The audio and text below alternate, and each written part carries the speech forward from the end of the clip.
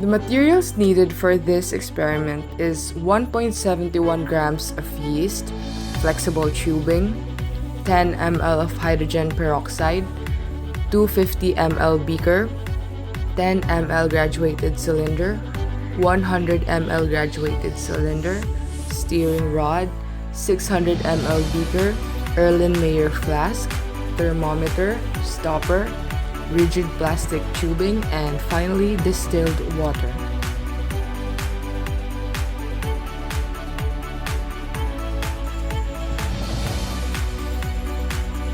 Firstly, all the materials needed for the experiment should be gathered.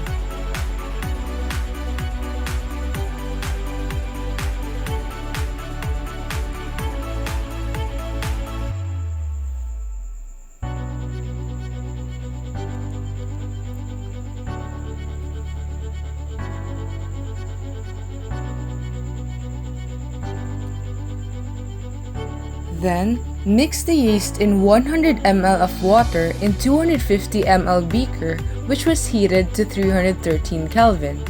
Make sure that the yeast is fully dissolved into the water.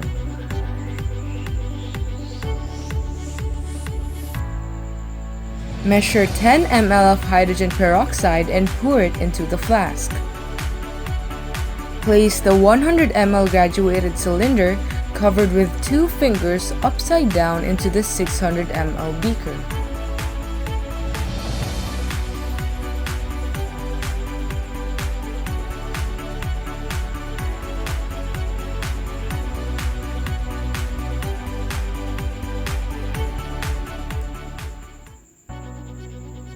Then, insert the flexible tubing into the submerged opening of the 100 ml graduated cylinder.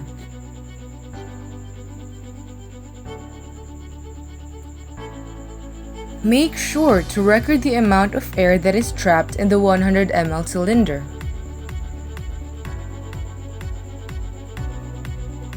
Then, pour 5 ml of the yeast solution into the flask with the hydrogen peroxide. And finally, wait for the results to show. The results were that all of the water from the 100 ml graduated cylinder was emptied out into the 600 ml beaker, and the yeast and hydrogen peroxide solution was bubbling in the Erlenmeyer flask. This happened because of the pressure of the gas of the hydrogen peroxide and yeast reaction, causing the temperature to increase and an increase in volume of air in the graduated cylinder. The purpose of this lab was to understand the ideal gas law by finding the number of moles of the reaction of yeast and hydrogen peroxide. And the hypothesis is, if the yeast and hydrogen peroxide react, then the water in the graduated cylinder will decrease and be transferred into the 600 ml beaker because the pressure of the gas from the yeast and hydrogen peroxide, or H2O2 reaction, will force the water inside the graduated cylinder to be pushed out into the 600 ml beaker. We will be using the equation PV is equal to nRT, and the given are the following.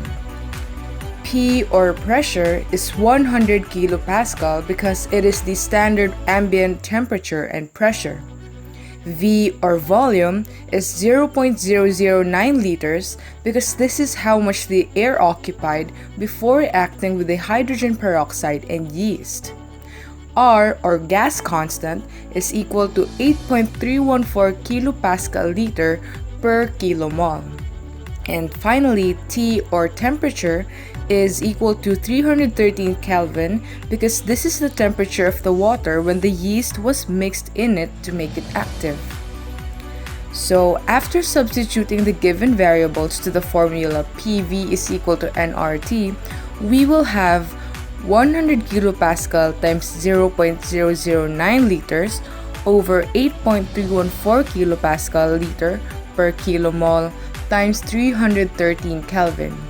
And after solving all that, we are left with the answer 0.000345 moles.